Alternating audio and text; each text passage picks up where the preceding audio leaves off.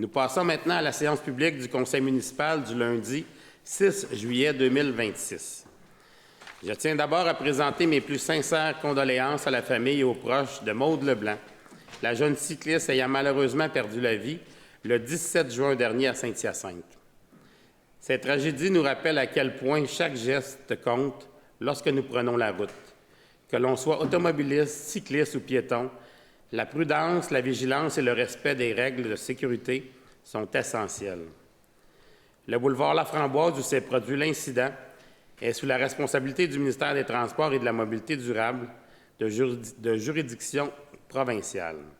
Ce soir, le Conseil municipal adoptera une résolution demandant au gouvernement du Québec d'examiner la situation et d'intervenir afin d'améliorer la sécurité de ce tronçon. Encore une fois, j'offre mes plus sincères condoléances à la famille et aux proches.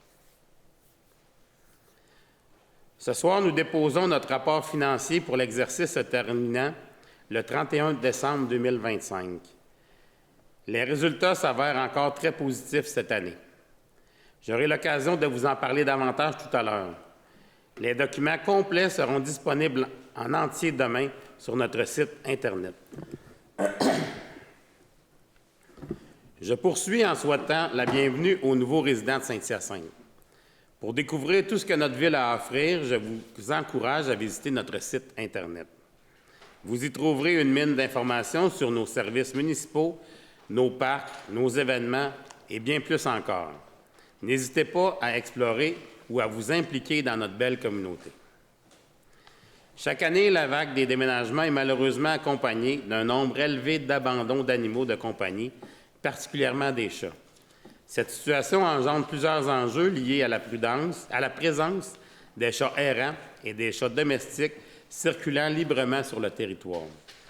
Bien que le chat ne soit pas un prédateur naturel des oiseaux, il est l'une des causes majeures du déclin de la population d'oiseaux.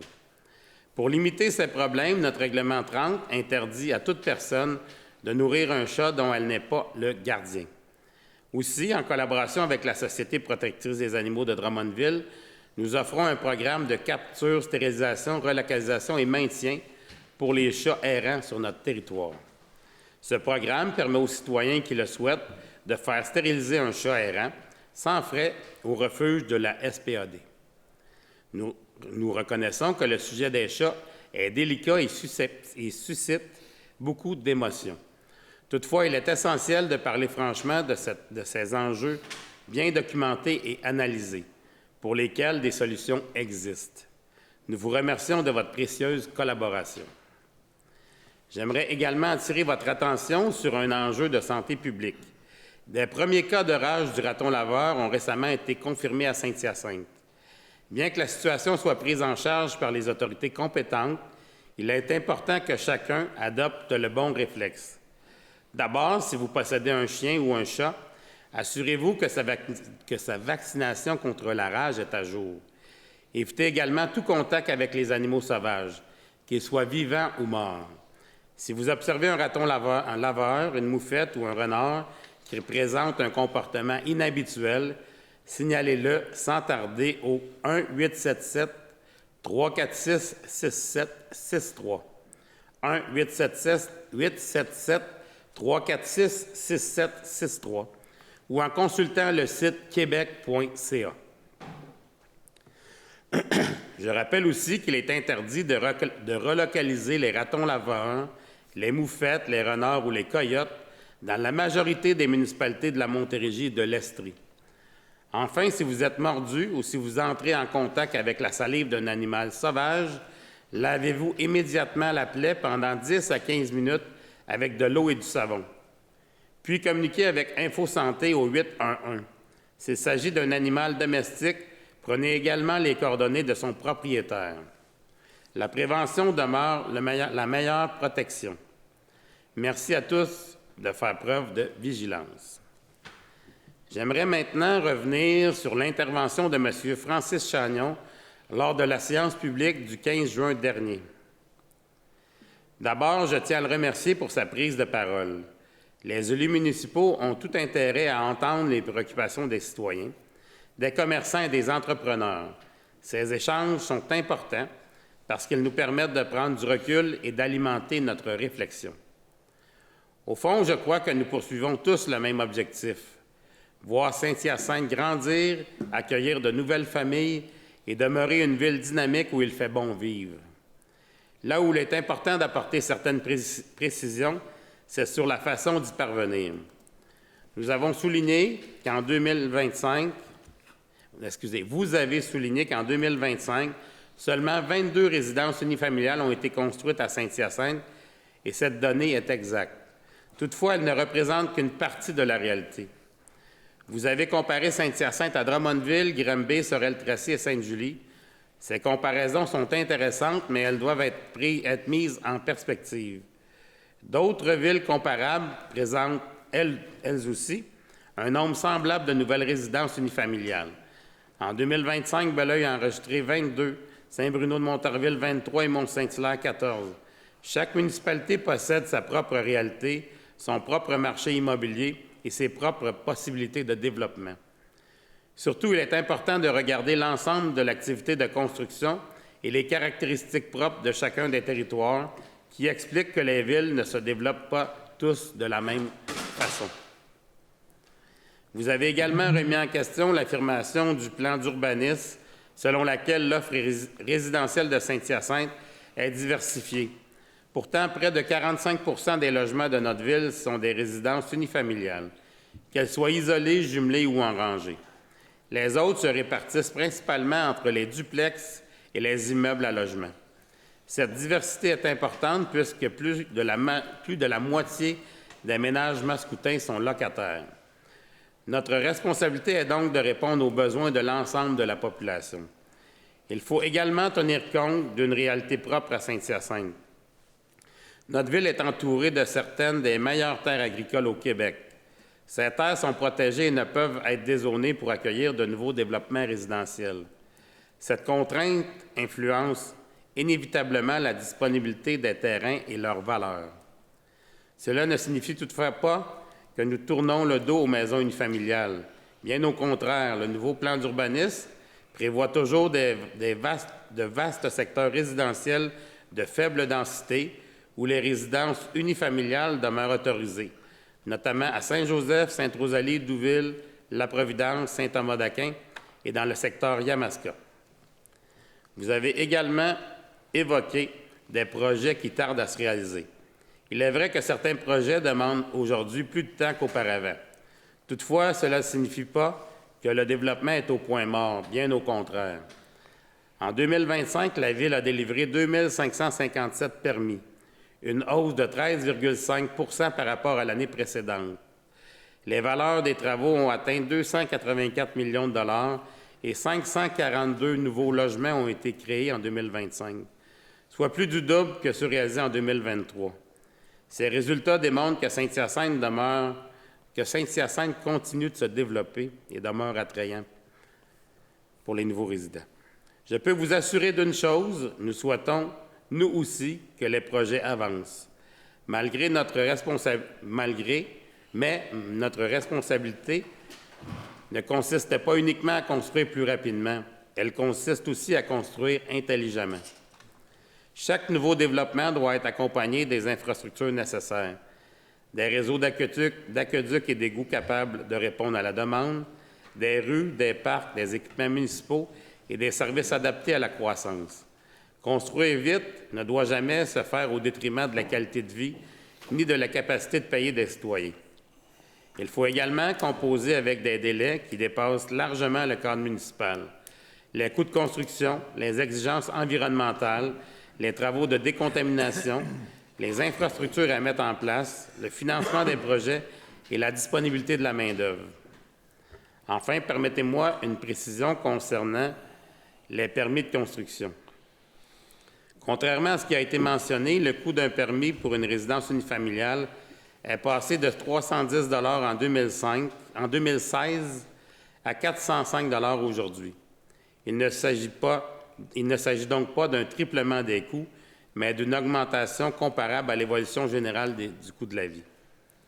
Quant au délai de traitement, il varie selon la complexité des projets et les nombreuses exigences réglementaires qui se sont accrues au fil des années. Enfin, je souhaite dire un mot sur le rôle des élus et celui de notre administration municipale. Le développement de Saint-Hyacinthe repose sur un travail d'équipe. Les élus établissent une vision et fixent les orientations. Les employés municipaux mettent ensuite le tout en œuvre avec professionnalisme, rigueur et expertise. Opposer les élus à l'administration ne reflète pas la réalité. Nous poursuivons tous le même objectif, faire avancer Saint-Hyacinthe. Au fond, je crois que nous partageons la même ambition. Nous voulons une ville qui continue d'attirer de nouvelles familles, une ville où il est possible de devenir propriétaire, mais aussi de trouver un logement de qualité. Une ville qui se développe, oui, mais qui le fait de façon responsable, durable et réfléchie. C'est cette vision qui guide les décisions de votre conseil municipal. Également, à la séance publique du 15 juin dernier, un citoyen nous a fait part de ses inquiétudes concernant la collecte et la gestion des renseignements personnels des citoyens par un organisme accrédité responsable du parc canin.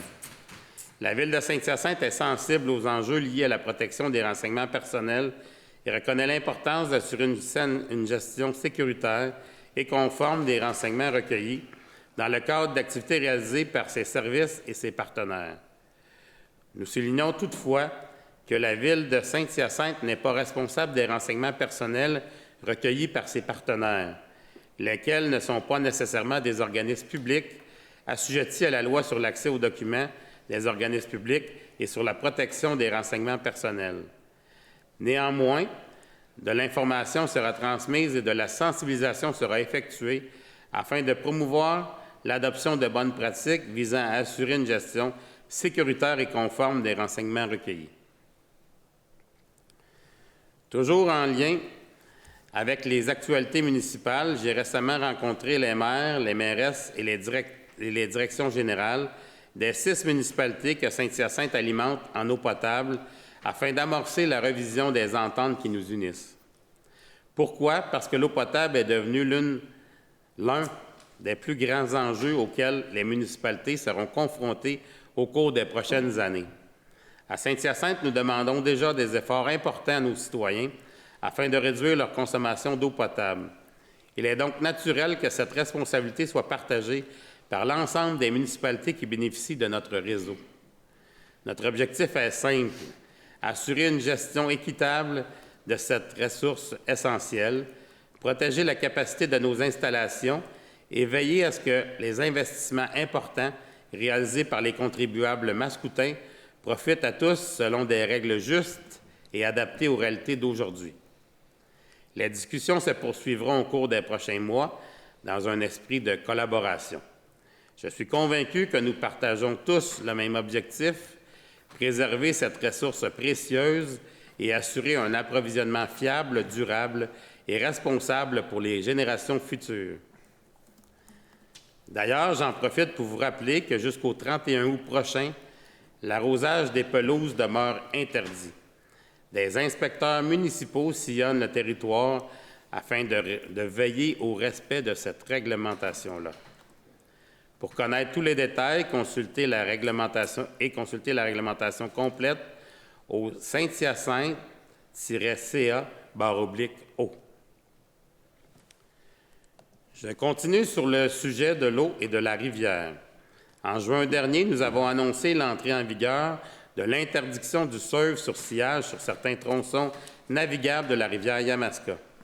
Cette interdiction s'applique aux tronçons situés entre le barrage Penman et la fin de la zone navigable à Saint-Césaire, près du pont de l'autoroute 10. Par ailleurs, une limite de vitesse de 10 km est désormais en vigueur sur le tronçon de la rivière Yamaska, compris entre le barrage Penmans et le pont de Douville à Saint-Hyacinthe. La Sûreté du Québec est responsable de l'application de cette réglementation. Les policiers de la brigade nautique, tout comme ceux qui patrouillent le territoire, sont autorisés à intervenir et à émettre une contravention lorsqu'une infraction est constatée. Si aucun policier n'est présent au moment des faits, les citoyens peuvent communiquer avec leur poste local de la Sûreté du Québec au 450-778-8500 pour signaler la situation. Selon les ressources disponibles, un policier pourra être dépêché sur les lieux. Je passe maintenant aux activités culturelles. Les Beaux Mardis de Casimir poursuivent leur programmation estivale et plusieurs belles soirées musicales sont encore à venir. Demain, mardi le 7 juillet, nous accueillerons Quartz. Le 14 juillet, Rhymes et ses invités. Le 21 juillet, Classe moyenne. Le 4 août, Noir Silence. Le 11 août, Ariane Moffat. Et le dernier soir, le 18 août, avec Jay Scott. Je profite également de l'occasion pour vous rappeler qu'il n'y aura pas de spectacle le 28 juillet, afin de permettre aux Mascoutaines et aux Mascoutains de profiter pleinement de l'exposition agricole de Saint-Hyacinthe. D'ailleurs, le 27 juillet est la journée des résidents à l'Expo. Les citoyens de Saint-Hyacinthe pourront bénéficier d'un tarif préférentiel pour cette journée. J'espère que vous serez nombreux à en profiter.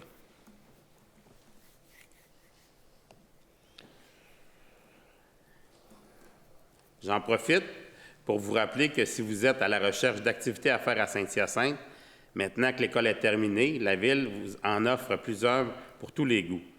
Piscine extérieure, disque golf, pickleball, planche à pagaie, faites votre choix et il y en a beaucoup d'autres.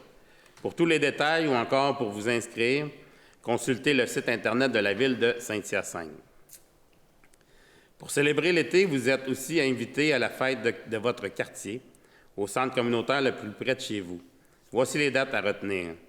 Cette semaine, Saint-Joseph le 10 juillet, Bourgeolis le 17 juillet, Douville le 13 août, Christ-Roi le 19 août, Saint-Thomas d'Aquin le 21 août, Sainte-Rosalie le 22 août.